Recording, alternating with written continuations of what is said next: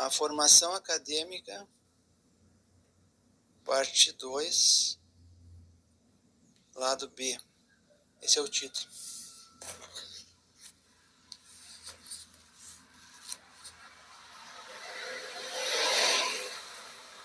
Contracapa.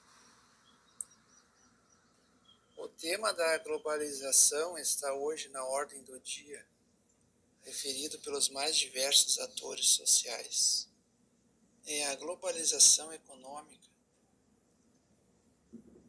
que se faz menção.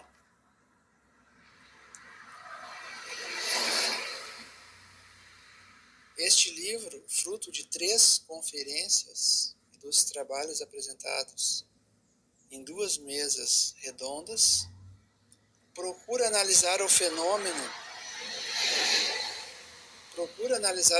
da globalização religiosa nos países do Mercosul, estendendo assim para um público mais amplo um pouco da reflexão e das ideias que circularam entre os congressistas. Eu estou lendo a contracapa do livro, que tem como título Globalização e Religião. Na sua segunda edição, a editora Vozes, tendo como organizadores os professores Ari Pedro Ouro e Carlos Albert Stein.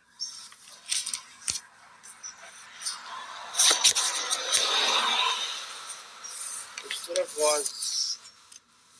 Eu vou passar a ler agora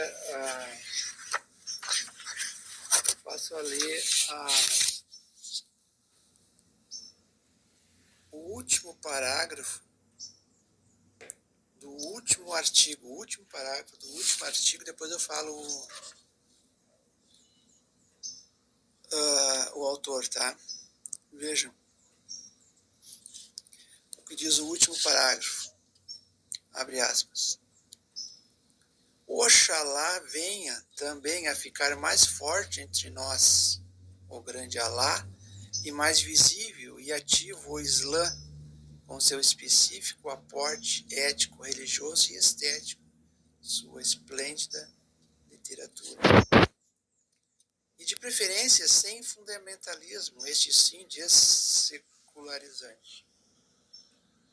Oxalá cresçam em valor e influência demograficamente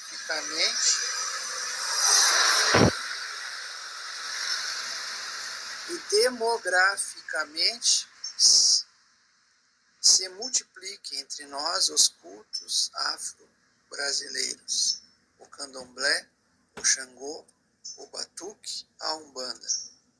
Oxalá novas ondas haja de cultura indo-paquistanesa, agora também via internet.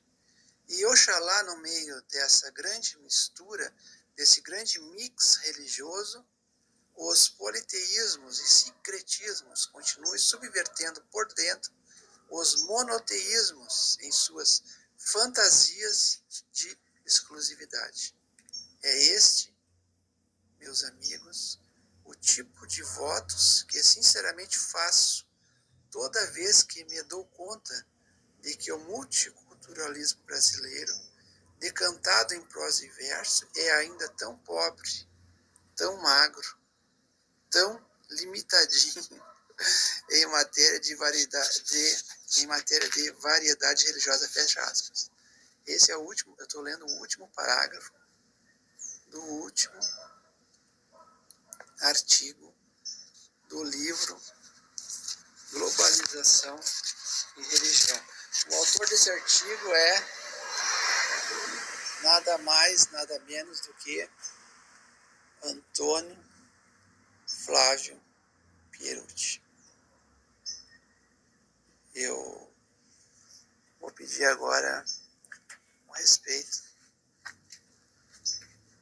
Vou pedir agora para todos que nos acompanhem respeito à memória do professor Pierucci, 1 minuto de silêncio.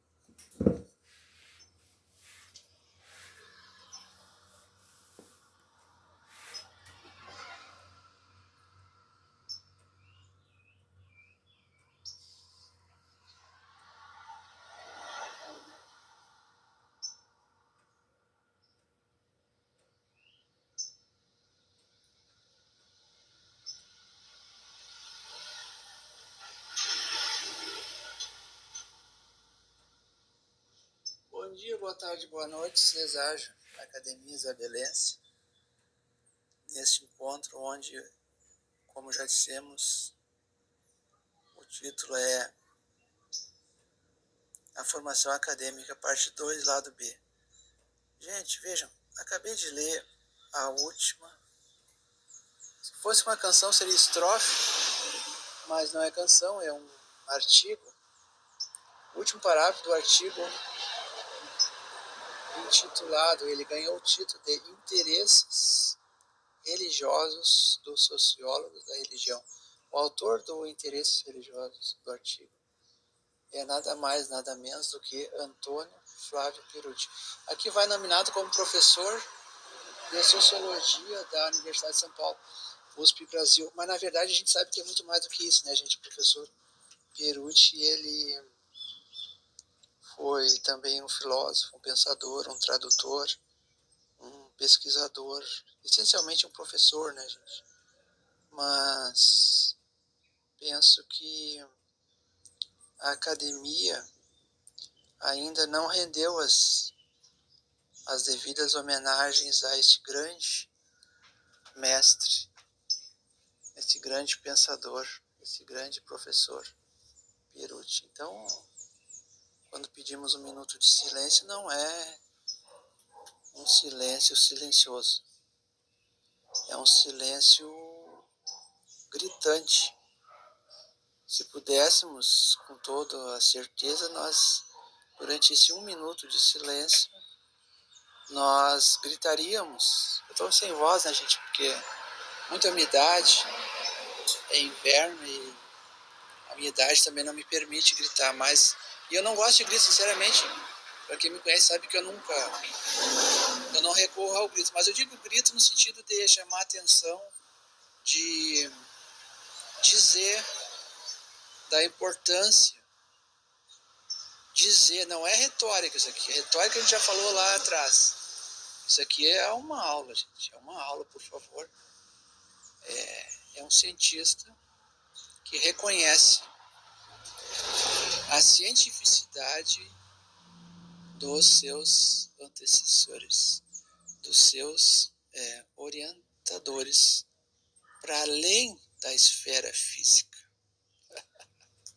Veja que interessante. Aí o cara vai dizer, mas está se puxando esse cara. Mas né? A gente não tem como. Quer ver? Eu vou dar um exemplo. Quer ver o que é o cientista? Veja. Eu tenho aqui na minha mão, você não vai enxergar agora, porque isso aqui é só um podcast. Eu tenho na minha mão um pequeno indivíduo mineral, que foi coletado agora. O que é para nós, o cientista, nesse caso aqui, o que é esse indivíduo? O que representa? O que significa? Veja, abre aspas, arquivo de solo, fecha aspas. Tá entendendo? O Mário Quintana, na sua poesia, ele tem uma passagem importante, e eu lembro quando ele falava, eu não vou aqui lembrar de cabeça, é um verso belíssimo, nosso querido poeta Mário Quintana falando dos minerais. Então, depois eu vou trazer, eu preciso complementar essa nossa conversa com as letras não científicas, no sentido de que a literatura, seja ela poesia, seja ela canção, ela contribui muito com o nosso. Então, veja, nós abrimos essa página, falamos lá atrás da retórica e agora estamos falando de ciências da religião. Gente, globalização e religião. Esse é um livro importante e eu queria dizer que foi muito bem colocado na época, porque se discutia muito, hoje nem tanto, porque nós vivemos um outro momento histórico, né? Mas na época se discutia muito esse aspecto da globalização. E aí não tem como não referir, né? Tô buscando aqui de memória, né, gente? Isso não está planejado, tá? Tô buscando de memória aqui e vou citar Milton Santos. Você sabe que Milton Santos é o maior cientista social do Brasil, contemporâneo. Não que o Perucci não seja, mas porque eu acabei de dizer, né, o Perucci é muito mais um filósofo do que um cientista social. O professor Milton Santos também é filósofo, mas eu entendo aqui, conforme a gente está avaliando dentro desse contexto de estudo e análise, que podemos assim referir Milton Santos, maior cientista social da história do Brasil, e foi porque ele foi a pessoa que mais estudou o fenômeno sociológico da globalização no Brasil. No Brasil ele estuda a globalização como fenômeno mundial, certo? Então, só deixar como referência para o noviço que quer estudar, que quer conhecer, que quer buscar. Então, vai lá, digita Milton Santos no Google e busca saber, então, se você está querendo entender melhor. Globalização é Milton Santos. Agora, se você está querendo entender os fenômenos religiosos da atualidade, você permaneça do nosso canal. Porque no nosso canal, ele está bebendo em fontes verídicas, fontes confiáveis, está buscando inspiração em pensadores da envergadura de um Antônio Flávio Perucci. Ele deixou um colega dele lá, né, gente? O Perucci, como você sabe, obviamente, todo mundo já sabe, eu vou só... Perucci é falecido, né, gente? Em função disso, a gente faz essa homenagem em memória. Ele tem um colega lá que ficou lá, que está vivo. Mas, assim, ó, sinceramente, com todo respeito, eu gosto de até ouvir a preleção dele, mas, assim, ó, não é 10% do falecido. Estou falando no nosso entendimento. Claro, alguns vão dizer, puxa, você está equivocado. Tranquilo, a gente respeita. Do ponto de vista acadêmico, se você tem uma noção contrária, se você tem um procedimento diferente, tranquilo, não tem problema, a gente respeita. Agora, por isso que eu digo, segundo o nosso entendimento, devido à nossa trajetória, conforme o que nós estamos levantando em campo e em teoria, em tanto base teórica quanto não teórica,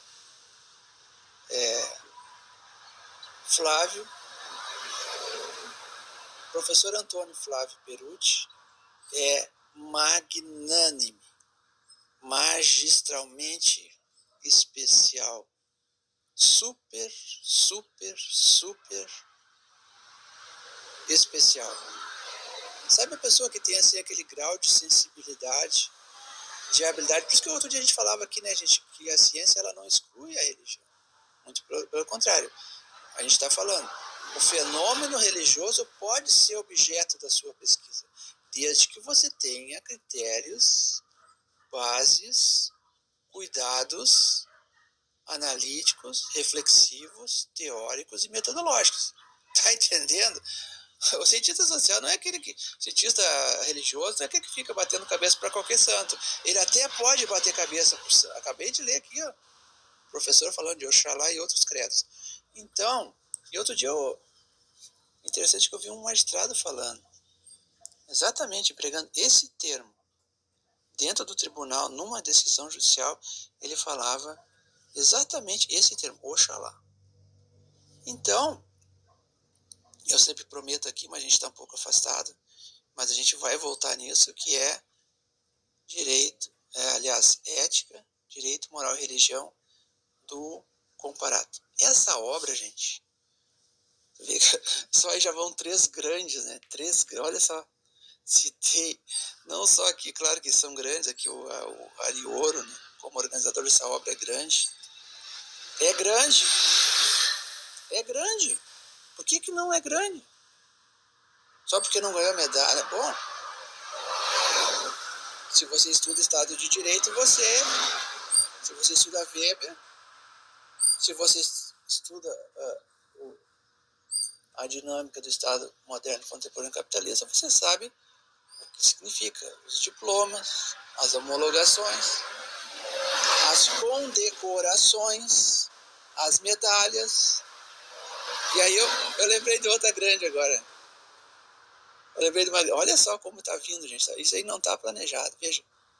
Marilena Chauí. Sabe o que eu lembrei agora? A Marilena Chauí, a maior filósofa do Brasil, viva, falando sobre a meritocracia. Tem dois momentos. Desculpa, gente, é parente dentro do parente, eu não quero. Por isso que quando a coisa fica solta, por isso que tem que planejar a aula, senão a coisa fica muito solta. Mas vamos lá, solto agora, hoje solto. Depois a gente volta na aula estruturada. Veja, tem dois momentos que eu queria destacar da obra de Marilena Chauí. É quando ela fala da meritocracia, não precisa nem ler, aí o noviço vai gostar, quer ver quando o noviço vai curtir agora? Não precisa ler livro. O noviço não curte muito a caligrafia. A gente sabe disso, né? A gente não estou exagerando. O noviço não gosta. Ele não teve no seu ensino básico o caderno de caligrafia. Lembra aquele caderno de caligrafia que a gente fazia exercícios e mais exercícios de caligrafia? Quem fez e usou o caderno de caligrafia não precisa ser um caligráfico hoje, mas ele sabe do que eu estou falando. Agora, o que está em voga, veja, o que está em voga hoje, infelizmente, isso está crescendo cada vez mais, é a videografia. A videografia é diferente da caligrafia, certo? Respeitar as devidas proporções, as duas são importantes. Agora, nós temos falado aqui que a gente dá... Tanto é que o livro está aqui na minha mão, você não está vendo, mas eu vou depois colocar em tela. O livro que eu estou falando está na minha mão. Globalização e Religião. Base Física Papel, Ariori e Carlos Stein. São duas pessoas diferentes, tá? Eu não quero entrar aqui no mérito nem colocar na balança um e outro, mas eu estou falando que Ari é grande. Ari é grande, está vivo, Pierucci é grande, está morto. E eu estou falando da Marilena Chauí, que é viva, é grande e está viva. Então tem dois momentos da obra dela que eu queria destacar. Veja, quando ela fala na meritocracia, gente, dá uma olhada lá no vídeo, procura no YouTube, digita Marilena Chauí, meritocracia. Vai vir uma preleção, uma palestra, uma conversa magnífica da professora Marilena Chauí. Ela não é, eu não vou dizer que é o melhor momento da sua carreira, porque tem um outro momento que tu também pode, no noviço, vai lá, tu gosta de internet, né? Digita aí, vai lá, tá com o Google aberto, eu sei. Digita assim, ó, classe média Marilena Chauí. Esses são os dois grandes momentos da professora. Porque, é claro que, tipo, eu abro aqui um momento de reflexão sobre a formação acadêmica e acabo falando de Pierucci da religião, tá entendendo? Então, a professora Marilena é assim, ela abre para falar sobre meritocracia, mas dá uma aula de filosofia, né, gente? É uma aula de filosofia. Para quem gosta de filosofia, pelo amor de Deus, dá uma olhada lá, por favor. E, bom, classe média é outra coisa, né, gente? A gente podia falar da burguesia, do pequeno burguês, mas eu digito assim, ó, classe média Marilena Chauí. Aí tu vai chegar numa outra palestra, numa preleção, num encontro, incrível. Olha, gente, eu acho que é mais de 1 hora, 2 horas, sei lá. A professora é daquele tipo que começa a falar e não para mais. Incrível. É uma aula de filosofia política. Veja, vou repetir. Filosofia política. Tá entendendo? Não é qualquer filosofia. A professora é especialista no método materialista, dialético materialista, na economia política. Sabe? Ela é uma filósofa, mas ela não fica só no Sócrates, no Aristóteles, no Platão. Eu tô aqui com o esquema que eu vou dar aula, ó. Falando em Sócrates, tá aqui ele, ó. Gente, eu fiz uma garatuxa assim, ó. Veja, tá escrito aqui, ó. Qual é o preço barra valor da verdade na sociedade moderna, contemporânea capitalista, ponto de interrogação. E aí eu faço uma garatuxa, no centro tem o olho do furacão, e no entorno do olho do furacão eu coloquei três grandes. Mencionei Sócrates, Giordano Bruno e Tiradentes. E perguntei assim, ó, perguntei quem é a filha de Saturno e quem é a mãe de Virtus, considerando do ponto de vista mitológico, né? E, além, então, de Sócrates, Giordano Bruno e Tiradentes, tem um adendo, um parênteses, para outros 3 não nominados. Gente, isso aqui envolve história da religião, mas não é só a história da religião, porque a gente sabe que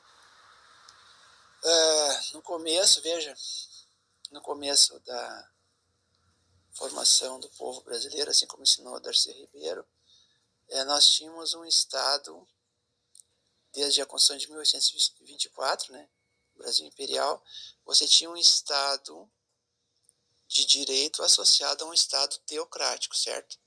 Então, aí vem aquela história assim da pedagogia, né?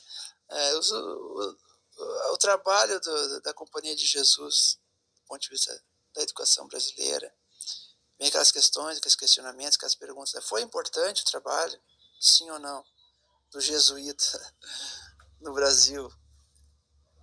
Tudo isso é um pouco óbvio, né, gente? Então, veja que quando o professor, é um pouco óbvio, né?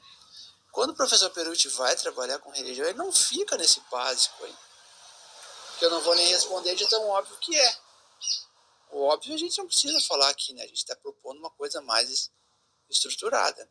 Um trabalho sistemático e científico no sentido de você avançar mais do que o wikipedista consegue oferecer para você. Se você quer Wikipédia, abre o site e está lá. Você pode digitar a ciência da religião, perguntar o que é. Você pode, então, ir no tal de chat, não sei das quantas, e perguntar quem foi Perucci. Bom, tudo isso está lá. Isso aqui não é chat BBB. Brincando, mas é verdade. Vamos ficar agora. Eu não vou, claro, fazer comercial de ninguém, porque esse é um canal educativo, né, gente? Não tem fins lucrativos, então eu não vou ficar fazendo mídia aqui de nenhum imperialista. O Império, de novo, está mirando a América Latina, você sabe disso. Mas eu não vou ficar fazendo comercial de ninguém. Eu só vou dizer que se você quer o automático, clica no automático. Agora, se você quer fazer um pouquinho mais de força, tá a fim de estudar, tá a fim de conhecer e buscar o novo e a novidade, segue conosco no canal que você vai ter. Eu tô aqui na mão, ó, com dois material didático, um livro e uma garatuxa, certo? E aí tô dizendo, por enquanto é só o podcast, depois você vai estar em tela, então, toda essa iconografia. Até porque eu sei que você prefere o vídeo do que o texto, então você segue no vídeo. Na medida que você achar interessante e necessário, você vai testar entendendo por que a gente segue com o vídeo. Não é porque a gente curte ao máximo. Não é porque nós queremos que você permaneça somente na videografia. Não é um carro puxando um reboque. Passou agora aqui um veículo automotor que puxa uma carretinha, certo? Não é isso. Agora, se você considera que a videografia é o automóvel e a carretinha é o texto, bom, sabe a história da carreta na frente dos... Agora eu lembrei da carreta. Tem uma analogia que se faz, uma conversa, né, popular, né? Ah, você vai colocar a carreta na frente dos bois. Bom, veja o meu raciocínio agora. Se você considera que o automóvel é a videografia, a carretinha é a caligrafia, e eu estou puxando você hoje, puxando, certo? Esse movimento, ó, puxa, o carro puxa, o automóvel puxa e a carretinha segue. Então, você gosta de vídeo, você chegou nesse vídeo sem querer, não sabia nada sobre a Academia Isabelense, você não sabia nada sobre Ceságio. Você não sabia que aqui você pode também ter formação e ser feliz fora da academia. Até porque eu vou demonstrar na próxima aula, né, gente, o que a academia faz com você, no sentido de reduzir as suas vontades e lhe apequenar. E aí, bom, bota o diploma na parede depois disso. Venceu nada. Porque não venceu. Sabe por quê? Porque agora nem tem mais... Antigamente você pegava o diploma com esse papel, mandava botar uma... Ia ali no especialista em molduras, botava uma moldura bem bonita. Sabe aquelas molduras assim, ó? Que quem olha assim parece que é folhada a ouro. Ah, tem umas molduras de quadro que são incríveis. Aí você pegava uma moldura daquela, punha o diploma na parede e quando chegava a visita você dizia, tá aqui, ó, meu diploma. Eu sou bacharel em Direito. Lembra daquele tempo? Não existe mais. Não existe. Não existe, o MEC não quer mais diploma base física papel. Ele lhe dá um PDF. É mole ou que é mais? Você passa anos. Sabe quantos estágios tem que fazer para se formar bacharel? Sabe quantos estágios curriculares obrigatórios? Estou falando de estágio curricular obrigatório. Sabe quantos estágios o acadêmico faz para concluir o curso de bacharelado em Direito? 15. 15. É mole ou que é mais? 15 estágios, gente. 15. Tem vídeo, tem a parte não presencial, porque o MEC autoriza, né? 10%, 20% de atividade não presencial. Então, você pode fazer alguma coisa pela internet, mas metade disso tem que ser presencial, no mínimo. Então, você vai, participa, presencia, pede licença para o magistrado tá, sabe? O pregão. Sabe o que é pregão? Não sabe? Então, eu vou te dizer, veja. Toda audiência começa com pregão. O que é a pregação? Não é o Cristo na cruz, com todo respeito ao cristão, mas é parecido com isso. Você chega na vara, tem o balcão. Exemplo, vamos pegar um exemplo aqui da nossa cidade. Tem a vara do crime, tem o balcão, e você tem ali o cidadão que está recebendo. E tem o edital na parede, certo? Então, antes da audiência, você tem a pregação.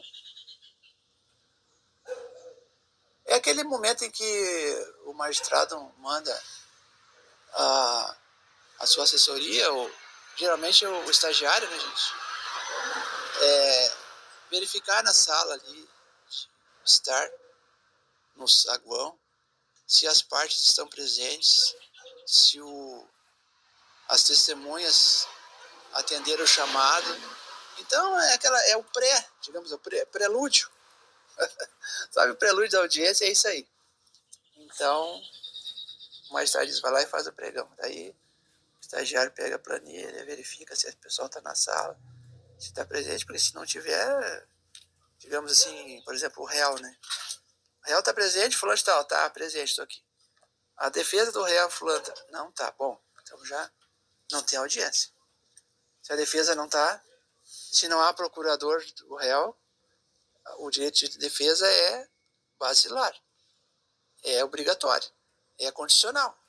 Se não há, não tem audiência. Simples. Tem gente que não entende isso aí, né? Acha que as coisas são assim, né? Simples. Mesmo no online.